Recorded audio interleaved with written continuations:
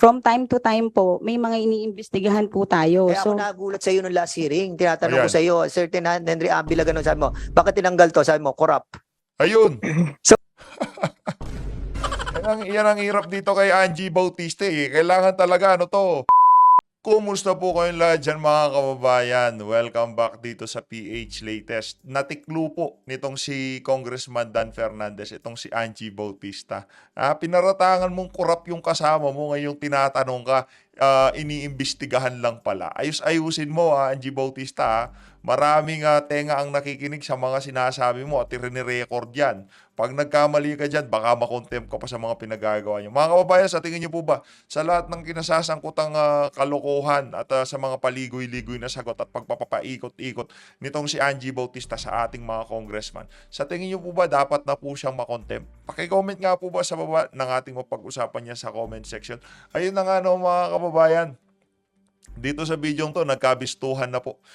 Yung iba po talaga sa mga sinasabi nitong si Angie Bautista, kailangan na hindi basta-basta paniwalaan. Dahil pagka nakuha ka sa mga mabulaklak niyang pananalita, talaga namang mayayari ka. Kagaya na lamang, buti na lang, nandyan itong si Congressman Dan Fernandez at binalikan niya yung mga sinabi nitong si Angie Bautista doon sa nagdaang hearing.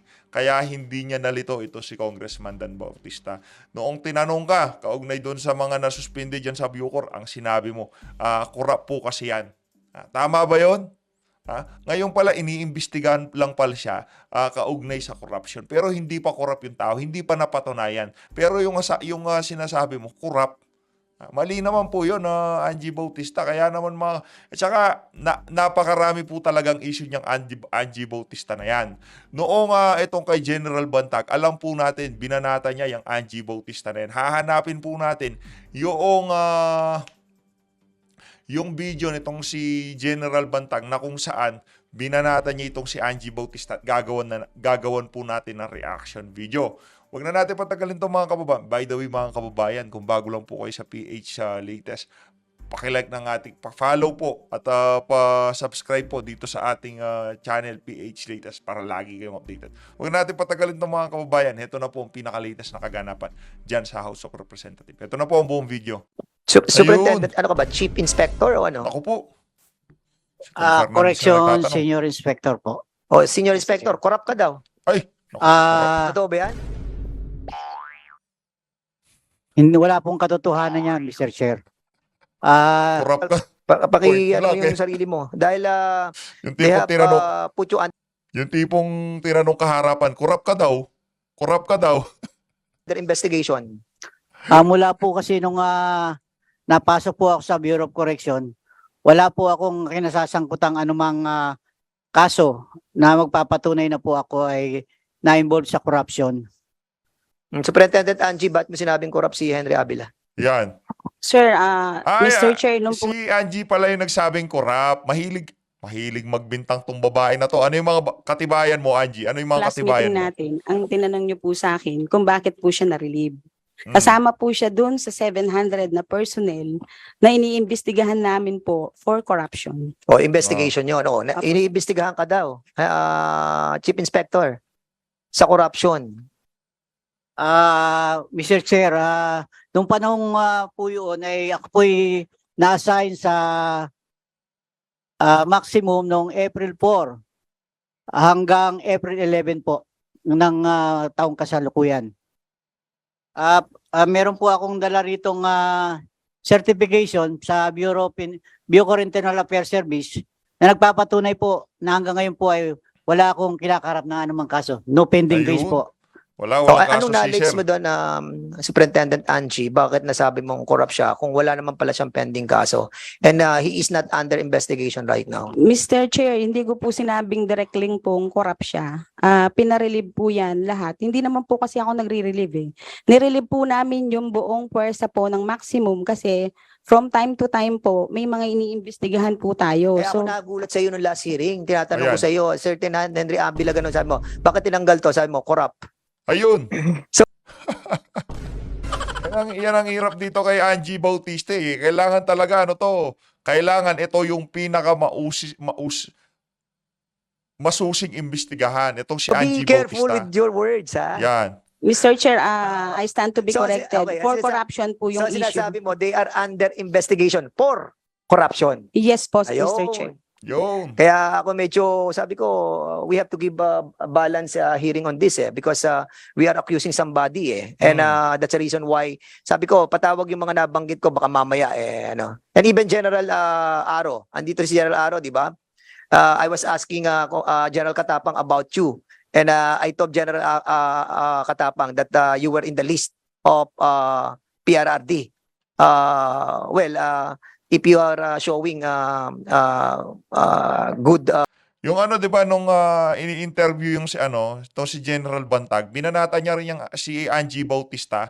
Isa yan dun sa mga binanata nitong si hanapin nga natin yung video na yun ni nitong si General Bantag na kung saan binanata niya itong si Angie Bautista. Hanapin conduct natin of yun. your position. Gawin natin no? na reaction video. I stand corrected on what I've said, no? But I think you have to prove yourself. Dito sa hearing na to. Otherwise, baka mag-isip kami na talagang patong din kayo. Ha? We are not directly linking each and every one of you in here. But of course, yung public perception, yun ang Oo. mahirap Yun ang, Kaya ayaw namin mahirap po yun kasi sa totoo lang, no, kahit ano pang pagsasabi ng mga resource person dyan, pagka yung publiko naniniwala na ikaw kurakot ka, kahit ano pang ebidensya ang ilabas mo dyan, kurakot ka. Ganon yun. Napakahirap pong baguhin ng public ako sa perception. dito We're just trying to put up the dots and let the people analyze, and those people who will be filing cases against you. So, General Aro, please. Yes, sir. I will comply with all your instructions. Mr. Chairman, Your Honor, sir. Okay. Thank you, sir. Maraming po salamat. So, we will be proceeding to the next natin sa Ikaw na? Hindi pa ito final, Meron pa tayong, marami pa tayong issue. Sige, go ahead. Thank you, Mr. Chairman. Thank you, Madam Chairman, for this opportunity. Yan. Mahusay Gusto ko din po yan. munang tanungin to si Miss Annabel Sioson. Kasi kanina, Mr. Chair, Madam Chair, sinabi niya, 2 beses na siya ay humihingi ng pasensya sa atin. So gusto kong malaman sa kanya ang ibig sabihin ng kanyang pagpapasensya. Humihingi po ako ng pasensya dun sa 1% po na dapat binayaran ko sa Bucor. Na yung pasensya mo sapagkat hindi mo alam yung rules. Hindi mo alam yung provisions. Ibig Okay. sabihin, inaamin mo rito na mali ka. Hindi ka pwedeng magpasensya na hindi ka mali. Mr. Chair. Ama, mali. Inaamin ko pong mali ako. Okay, Mr. Chair. Gusto ko yung manifest na inaamin ni Ms. Sioson na mali siya. Kaya siya humingi ng pasensya. Okay. Ngayon, pangalawa, gusto ko namang harapin to si Miss Angie Bautista. Masyado kong popular dito Yan. Ikaw ang pinaka-popular. Yes, Oo, pinakasikat. dapat ba siguro palitan mo na si General Katapang dahil mas popular ka sa kanya Mas magaling. Ano Ito Ito ang sinabi ng isang quotation. Japanese quotation to. Ito ang sabi, truth is not what you want it to be. Ayan, di ba? But it is what it is. Totoo Yun ang yan. katotohanan. Yun ang katotohanan. And you must bend to its power or live a lie. Sayaw sa gusto mo ang katotohanan na katotohanan, Angie Bautista. Naunawaan niyo ba yun? Yung ganong kotasyon? Yes, Miss Angie? yes, Your Honor. O ibig sabihin yan, sana hindi kayo maaari magsinungaling dito. Nabanggit mo kanina, kahit nung tinanong ka ni Congressman Acop, na nagsimula ka ng casual. Mr. Chair, di ba?